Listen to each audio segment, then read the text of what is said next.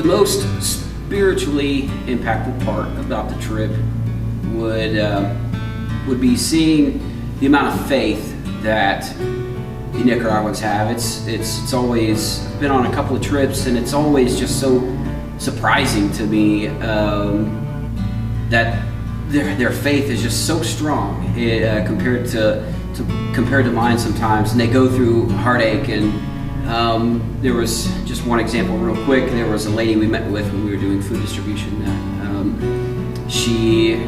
We were kind of all in tears. She was sharing about how her child the doctor had told her that the child was going to die, and that she basically needed to say goodbye. And she sat there and she just prayed and prayed and prayed and prayed in tears with God, and then made a pact and said, God, if you please would deliver my son, that I would serve you forever.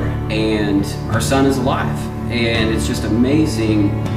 The doctors couldn't figure it out. It's just amazing to me, their amount of faith in that much hardship and trials and troubles. It's just amazing. Going in, I was a little nervous about how the people would react to us, and I was in shock how they treated us. They were wonderful.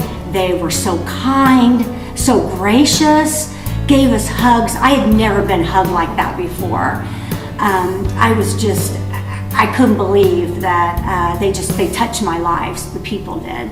So I just felt blessed. The bonds that I had with people, it was unbelievable. I love that those relationships are really building. Nicaraguan people are really relationship built, and I really admire that. They really get that. That's what really, really counts. And I think that's what really touched my heart the most, to be able to spend that one-on-one time with Leticia and Vanya and her little sister, and just being able just to really build on that. When we first met Pastor Pedro and his wife and all the deacons and the ladies of the church, they took time out of their workday to show us love and greet us with such excitement. And it was just amazing to me that we were all strangers to most of them, and yet they were willing to dedicate time and give us cookies and just speak with us on just a one-on-one level and be with God and learn more. Being a part of Nicaragua and going forward and partnering with the NRN, what I'm looking forward to is just creating relationships. I guess it's just a deeper level of connection than when we first started going, and so seeing that progress, and I want to see it go farther. So like this time we spent a lot of time with Pedro and formed those relationships with him, and it's just spending the week with him, you really got to dive deep into what just that relationship really means to him. The people that started NRN 20 some years ago started a relationship with one pastor. They met Oscar Cruz down there and felt that God was leading them to work with him and his church. And it started with one small group of Hoosiers and one small tiny church in Managua. And now they have 3 big churches with 3 Christian schools. The kids that started going through those schools 20 years ago, the youngest ones are now graduating college and going back working in their communities. And these 3 pastors have started close to 40 churches over the whole country of Nicaragua, literally from coast to coast and from Guatemala to Costa Rica.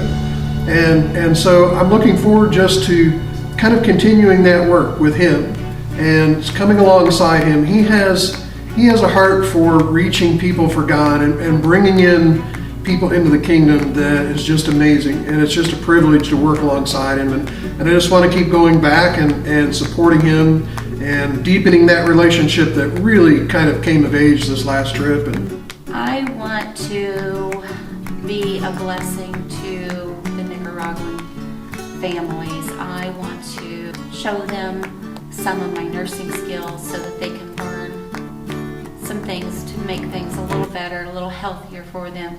I also just want to grow in faith with them.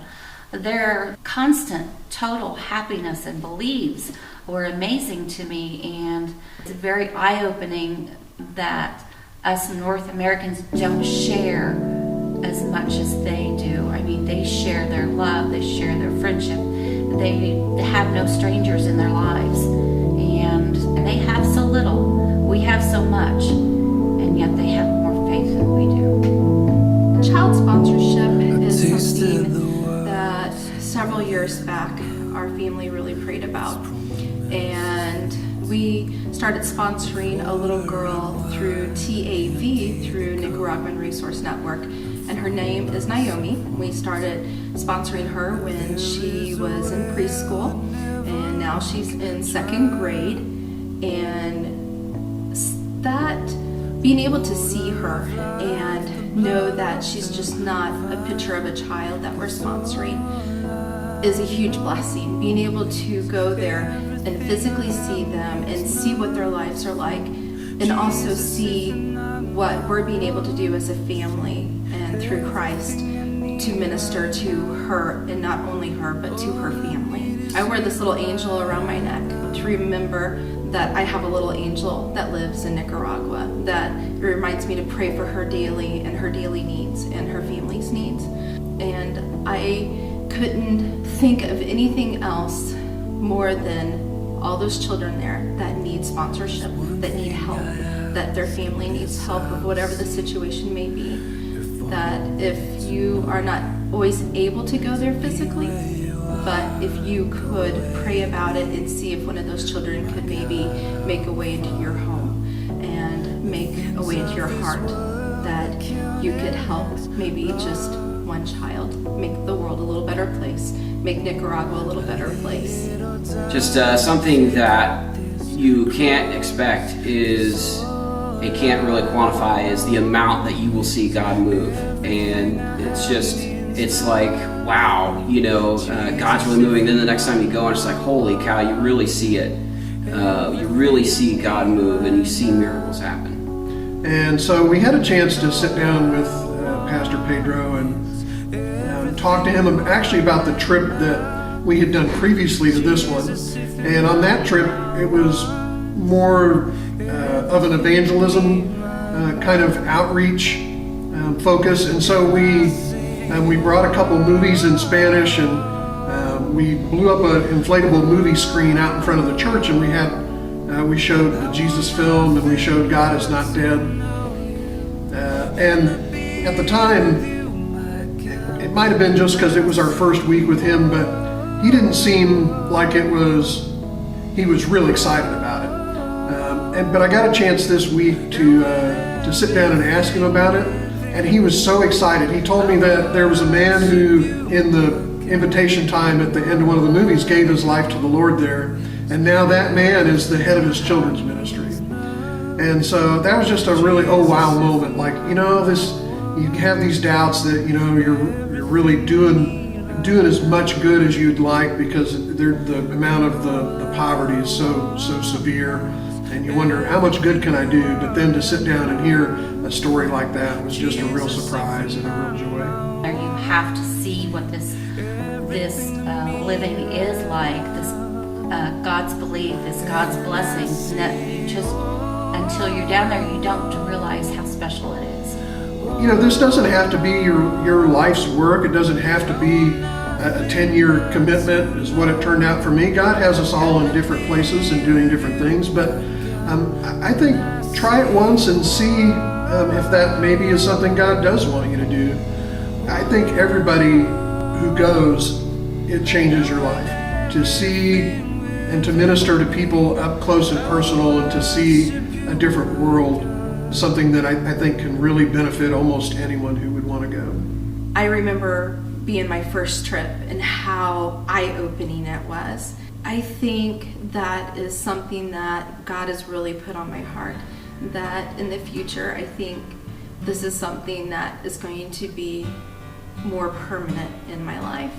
And I hope that our family gets more involved as a family unit to be able to do that kind of work. Who I cannot wait to see again, of course, the people in the church. Pastor and his wife and his family were unbelievable.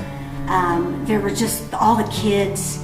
It was just, I was so blessed. I was blessed every day. I mean, like I said, I cried every day. I was so happy, and I had prayed that God would shine His light through me, and I'm telling you, I got more than I ever expected.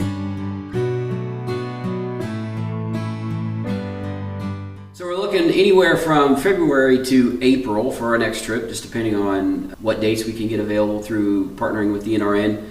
And that's looking like the project is going to be somewhere around $5,000, if I'm correct there. I think we've gotten the estimate and approval there with that. So as far as the timeline, like I said, we got February or April, anywhere between those dates, and so we're relying heavily on fundraising to make that happen. When you think construction project, when you think major construction, you always think you need men, and I urge you that we use anybody that's willing and able to answer the call, to go and serve. There's different kinds of things you can do. If you're not an expert, then you're taught on how to do things while we're working. This, just for example, this last trip, the men were kind of mixing concrete and sifting sand and kind of doing those things, and the women were creating relationships and breaking down walls and building those relationships with Pedro's wife, which is very important. When on our first trip, she was pretty closed and pretty shy. Second trip, the same way. This third trip, the women really got to dig deep into that relationship, into the different women of the church, and spend that time. So I wouldn't, just because the next trip is a big construction project, I wouldn't shy away from anybody willing to answer the call to be his hands and feet.